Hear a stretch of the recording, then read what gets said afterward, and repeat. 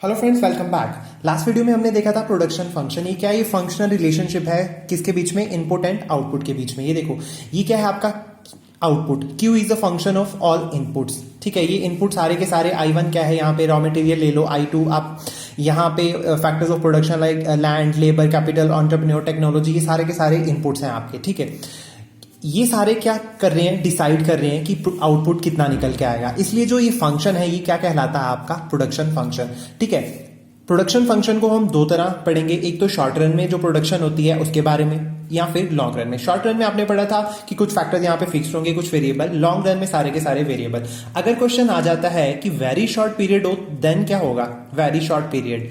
ठीक है, very short period में आपके सारे के सारे फैक्टर्स यहाँ पे फिक्स होंगे। ठीक है, फॉर एग्जाम्पल कोई आता है आपके पास, वो बोल रहा है कि मुझे 500 कार्स प्रोड्यूस करके दो विद इन 1 वीक। तो ये क्या पॉसिबल होगा वेरी शॉर्ट पीरियड में कि आप उसको 500 कार्स प्रोड्यूस करके दो? क्योंकि यहाँ पे तो सारे के सारे फैक्टर्स फिक्स होंगे, चेंज तो होंगे नहीं। तो 500 कार्स प्रोड्यूस करना क्या होगा आपके लिए? नामुमकिन। Only if you have stock. अगर आपके पास स्टॉक पड़ा हुआ है तो आप उसको प्रोड्यूस करके नहीं, जो आपके पास पहला स्टॉक पड़ा हुआ है वो आप दे सकते हो, अदरवाइज आप उसको मना कर दोगे। ठीक है, ये आज हम बात करेंगे शॉर्ट रन प्रोडक्शन फंक्शन की, जिसको हम बोलते हैं लॉ ऑफ वेरिएबल प्रोपोर्शन। ठीक है, अब लॉ ऑफ वेरिएबल प्रोपोर्शन क्या है? इसका जैसे इसका नाम है कि वेरिएबल प्रोपोर्शन। हम mainly for the sake of simplicity दो फैक्टर्स ले रहे हैं यहाँ पे। ठीक है, आपको पता है यहाँ पे शॉर्ट रन की बात हो रही है, दो फैक्टर्स ले रहे हैं हम। एक ले रहे हैं लैंड एंड सेकेंड ले रहे हैं हम लेबर। ठीक है, लैंड इसमें क्या है? फिक्स फैक्टर है, एंड लेबर क्या है? इसमें आपका वेरिएबल फैक्टर है। ठीक है, जिसको हम चेंज कर सकते हैं, बट लैंड को हम चेंज नहीं कर सकते शॉर्ट पीरियड के अंदर। ठीक है, तो अब देखो ये लॉ ऑफ वेरिएबल प्रोपोर्शन, मतलब जो प्रोपोर्शन है ना वो वैरी कर रहा है, मतलब रेशो चेंज हो रही है। आपके पास लैंड तो फिक्स्ड है, बट लेबर क्या है आपके पास? वेरिएबल। इसमें जो एग्जांपल दी है मैं उससे आपको समझाता हूं कि आपके पास लैंड कितनी है? 5 एकर्स। ठीक है, ये कितनी है? 5 एकर्स। और आप, ठीक है, उस पे कितने बंदे काम कर रहे हैं? एक पर्सन काम कर रहा है, एक लेबर काम कर रही है। तो रेशो क्या हुआ यहाँ पे? 5:1। ठीक है, ये फिक्स्ड ही रहेगी। ठीक है, क्योंकि लैंड है, ये चेंज नहीं होगी। यहां पे आप लेबर इंक्रीज कर सकते हो। ठीक है, अब रेशो कितना हो गया? 5:2। लैंड फिक्स है, आप लेबर इंक्रीज कर रहे हो। ठीक है, रेशो क्या हो गया यहाँ पे? 5:3। मतलब इसका ये है कि यहां पे जो फिक्स फैक्टर है उसको चेंज नहीं कर सकते हम। लैंड है जितनी है उतनी ही रहेगी। अगर हमने उस लैंड पे प्रोडक्शन ज्यादा करना है या कम करना है, हम किसको चेंज करेंगे? लेबर को इंक्रीज या डिक्रीज करके। ठीक है, ये है आपका लॉ ऑफ वेरिएबल प्रोपोर्शन। ठीक है, बेसिकली देखो ये लॉ ऑफ वेरिएबल प्रोपोर्शन कहता क्या है? इसका मेनली मोटिव ये है कि अगर आप प्रोडक्शन कर रहे हो, आपके पास लैंड फिक्स्ड है, जैसे जैसे आप लेबर बढ़ाई जा रहे हो तो आपका जो टोटल प्रोडक्शन है वो इंक्रीज होगा।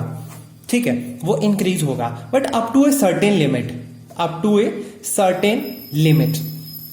क्यों? क्योंकि आपके पास इतनी लैंड है तो आप कितने लेबर लगा सकते हो? ठीक है, ज्यादा से ज्यादा इतना ही लेबर लगा सकते हो। बट अगर आप और लेबर लगाओगे इसमें, ठीक है, ओवर एंड एक्सेस लेबर लगाने की कोशिश करोगे, देन आपको क्या होगा? देन आपको नुकसान होना शुरू हो जाएगा। जो टोटल प्रोडक्शन है वो डिक्रीज होना शुरू हो जाएगी। ठीक है, up to a certain limit. अगर इसमें ज्यादा से ज्यादा 10 बंदे फिट हो सकते हैं, जो आपको टोटल प्रोडक्शन है वो इंक्रीजिंग रिटर्न्स में दे रहे हैं। इंक्रीजिंग रिटर्न्स में मीन्स कि आपको फायदा मिल रहा है, तो 10 बंदे ही यहां पे काम कर सकते हैं। अगर 11th आ गया यहां पे, तो हो सकता है वो क्या करना शुरू कर दे? वो प्रोडक्शन को कम करना शुरू कर दे। क्यों? हो सकता है वो बाकियों को मतलब बातों में लगा दे और प्रोडक्शन की तरफ ध्यान कम कर दे, या और भी बहुत सारे रीजंस हो सकते हैं। इसलिए एक सर्टेन लैंड में एक सर्टेन लेबर ही हो तो ही प्रोडक्शन जो है वो इंक्रीजिंग रिटर्न्स में मिलता है। ये इंक्रीजिंग रिटर्न्स, डिमिनिशिंग रिटर्न्स, आगे ये कंसेप्ट आपको क्लियर हो जाएगा। अब चलिए लॉ पे। देखो यहां पे ये सारा यही लिखा हुआ है कि हम शॉर्ट पीरियड की बात कर रहे हैं, दो फैक्टर्स की बात कर रहे हैं। एक आपका फिक्स्ड है और एक आपका वेरिएबल है। जो वेरिएबल है वो कौन सा? आपका लेबर। एंड जो फिक्स फैक्टर है वो है आपका लैंड। ठीक है, आगे ये लिखा हुआ है कि जैसे जैसे आप फैक्टर को इंक्रीज कर रहे हो, अब कौन सा फैक्टर इंक्रीज होगा यहाँ पे? फिक्स की वेरिएबल? फिक्स फैक्टर तो इंक्रीज हो नहीं सकता क्योंकि वो फिक्स्ड है, वो चेंज नहीं हो सकता। चेंज किस में आएगा? सिर्फ और सिर्फ वेरिएबल फैक्टर में। जैसे जैसे वेरिएबल फैक्टर में इंक्रीज होगा आपका टोटल प्रोडक्शन भी बढ़ेगा। ठीक है, यही लिखा हुआ है। देन एग्जाम्पल दी हुई है इसमें जो मैंने आपको अभी समझाई है कि 1:5 2:5, 3:5 कि लैंड जो है फिक्स है, जैसे जैसे हम लेबर इंक्रीज करेंगे तो रेशो भी चेंज होगा, वेरिएबल प्रोपोर्शंस। ठीक है, नेक्स्ट है सेम्युलसन। ठीक है, इकोनॉमिस्ट एंड सेम्युलसन उन्होंने एग्जांपल दी है कि जैसे जैसे हम जो वेरिएबल फैक्टर है वो बढ़ाते हैं किसी लैंड में, अगर हम वेरिएबल फैक्टर को इंक्रीज कर रहे हैं शुरू में तो वहां पे आउटपुट इंक्रीज होगी, बट जैसे जैसे हम और लेबर घुसाई जाए उस लैंड में, ओवर एक्सेस, ठीक है, जिसकी कोई जरूरत ही नहीं है, जो नेगेटिव रिटर्न्स दे रहा है, अगर हम उसको इंक्रीज करी जाए तो वो हमें जो रिजल्ट है, ठीक है, उसे हमें क्या रिजल्ट मिलेंगे, देखो लास्ट लाइन पढ़ो, but after a point the extra output resulting from same additions of extra inputs will become less and less. मतलब हमें जो बेनिफिट्स हैं, आउटपुट है, वो हमारा डिक्रीज करना शुरू कर जाएगा अगर हम इसी तरह से लेबर को बढ़ाते रहे, ठीक है, विदाउट एनी नीड।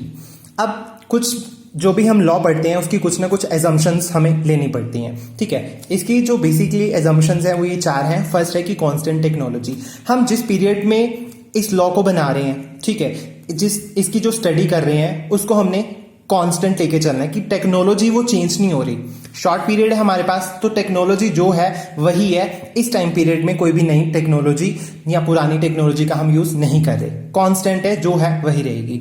सेकंड, आपको क्लियर है कि हम शॉर्ट रन की बात कर रहे हैं, फैक्टर प्रोपोर्शंस आर वेरिएबल, जो मैंने एग्जांपल बताई आपको 5:1, 5:2, 5:3 मींस आपका फिक्स फैक्टर है वो कांस्टेंट रहेगा एंड जो वेरिएबल फैक्टर है वो वेरी करेगा, तो आपका रेशो चेंज हो जाएगा। Homogeneous factor, homogeneous factor units means कि जो भी आपका टोटल प्रोडक्ट निकल के आ रहा है वो सेम होगा, उसका चाहे क्वालिटी में चाहे क्वांटिटी में वो सेम है, ठीक है, होमोजीनियस रहेगा वो यूनिट, ठीक है, तभी आपका ये जो लॉ है वो एप्लीकेबल होगा, अदरवाइज नॉट।